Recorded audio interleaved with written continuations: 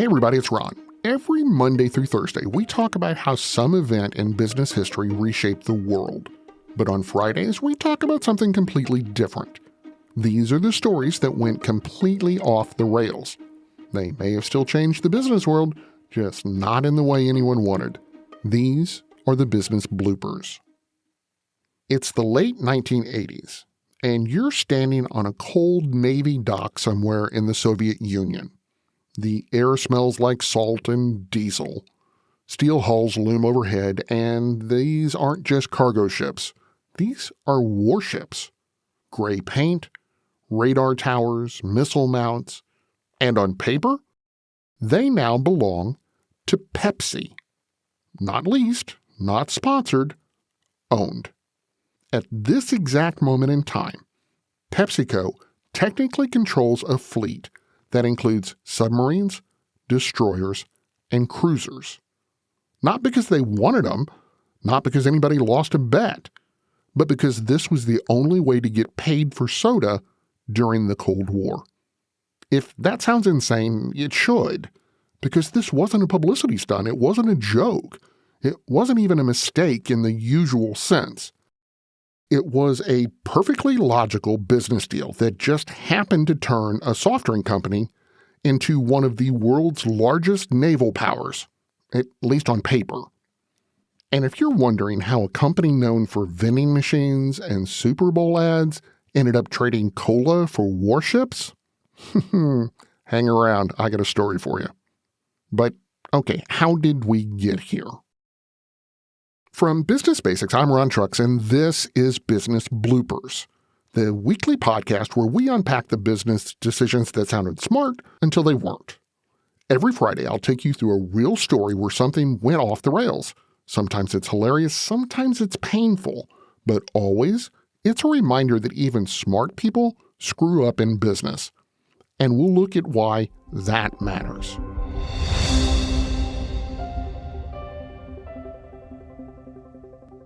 I'm Chris Jakimick. I served in the United States Air Force and I deployed 3 times. Being a veteran, it's interwoven into your DNA. It is really the absence of the connection and the purpose that can really drive a lot of veterans to some negative thoughts. For those who are in a suicidal crisis, the window of time to save somebody's life is very short. Our duty is to protect ourselves and protect our families. And one way you can do that is store your weapons safely. Store all your guns securely. Help stop suicide. Brought to you by End Family Fire and the Ad Council.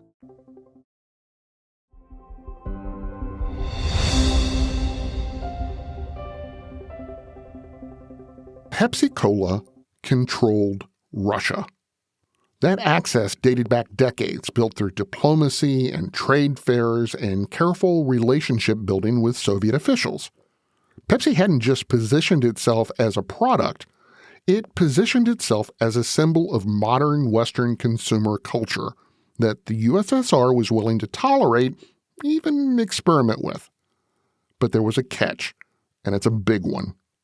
The Soviet ruble, which was their version of the dollar, couldn't be used outside the Soviet Union.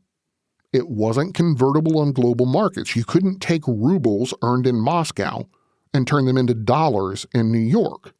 For Western companies, that meant one thing. Selling inside the Soviet Union didn't produce usable cash. So when Pepsi sold soda, it couldn't be paid in money that worked anywhere else on the planet besides in the USSR. It had to be paid in goods the company could move and resell or trade internationally. At first, the system was manageable. Vodka, for example. Pepsi became the exclusive distributor of Stoli vodka in the United States.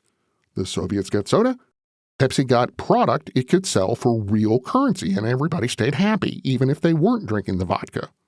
But as Pepsi pushed to expand, more bottling plants, more volume, more reach, the value of what the Soviets owed Pepsi quickly outgrew what consumer goods alone could cover. And that's when the barter stopped being clever and started getting strange.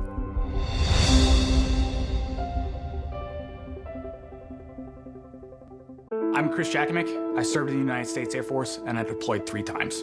Being a veteran, it's interwoven into your DNA, is really the absence of the connection and the purpose that can really drive a lot of veterans to some negative thoughts. For those who are in a suicidal crisis, the window of time to save somebody's life is very short. Our duty is to protect ourselves and protect our families, and one way you can do that is store your weapons safely. Store all your guns securely. Help stop suicide. Brought to you by End Family Fire and the Ad Council.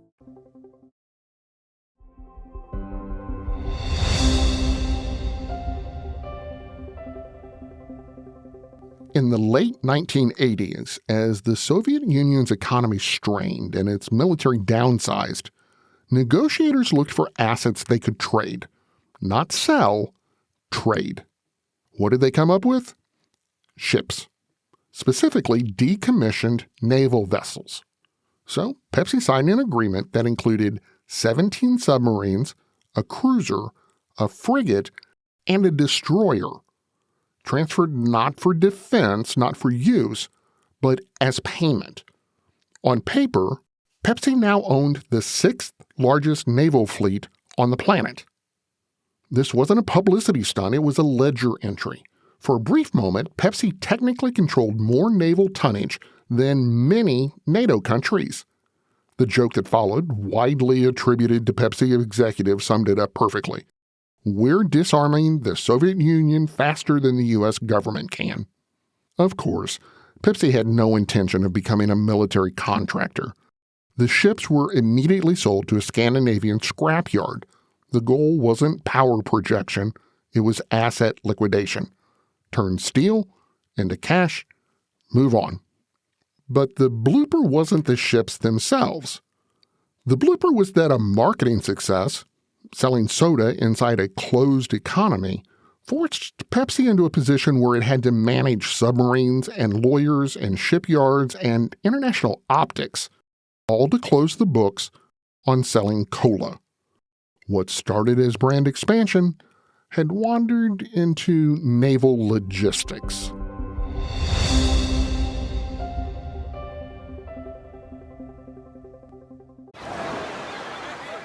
Hear that? That's the sound of your life. Perfectly imperfect. Beating in rhythm to the world you've created. But every time you drive after drinking, the music gets drowned out. Your life sounds pretty great. Don't let a buzz ruin it. Buzz driving is drunk driving. Don't drive buzzed. A message from NHTSA and the Ad Council.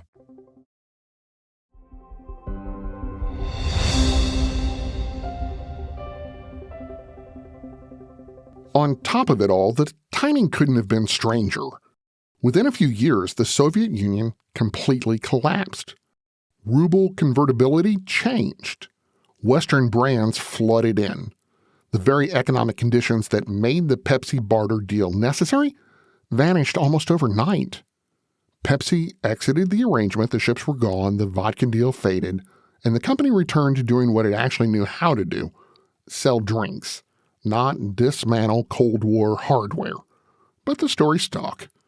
Business publications like the New York Times and Forbes magazine retold it for years. We're retelling it here. Not because it hurt Pepsi financially, but because it perfectly captured what happens when economic systems collide. Capitalism meets central planning. Branding meets geopolitics. Marketing meets military surplus. Pepsi didn't fail here. In fact, it won market access no one else could touch. But the path to that win produced one of the strangest side effects in corporate history. For a brief moment, at the end of the Cold War, a soda company didn't just compete for shelf space, it had a navy. Something I like to do with these business blooper stories is end by spending a little time looking at what actually went wrong.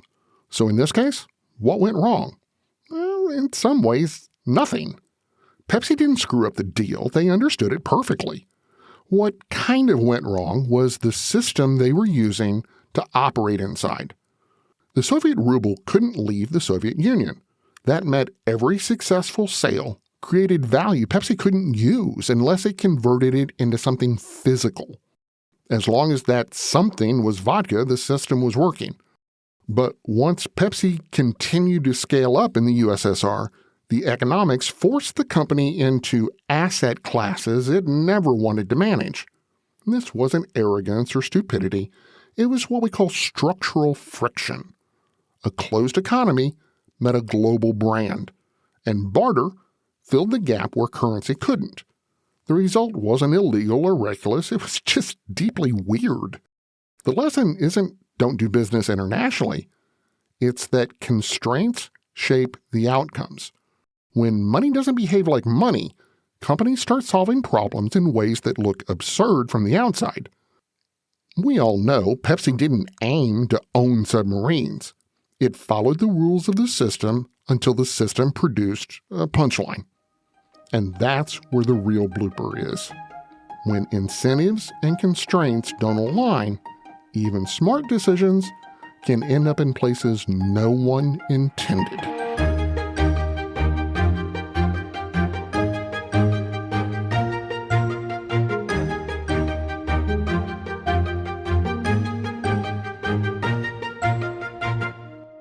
I'm Ron Trucks, and this is Business Bloopers, part of the daily business podcast lineup where we look at how business really works and sometimes how it really doesn't. New episodes drop every weekday with fun, full-length blooper stories like this one on Fridays and quick-hit business history episodes the rest of the week.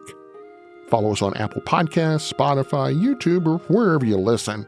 And if you're enjoying the ride, do me a favor. Please don't forget to leave a quick review and a rating. It helps more people find the story behind the business. And do you actually want to understand business better without the fluff or the buzzwords or the MBA language? Start by visiting us at bsnsdailypodcast.com.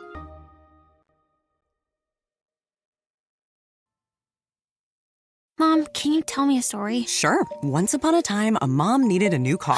Was she brave? She was tired, mostly. But she went to Carvana.com and found a great car at a great price. No secret treasure map required. Did she have to fight a dragon? Nope, she bought it 100% online. From her bed, actually. Was it scary? Honey, it was as unscary as car buying could be. Did the car have a sunroof? It did, actually. Okay, good story. Car buying you'll want to tell stories about. Buy your car today on Carvana. Delivery fees may apply.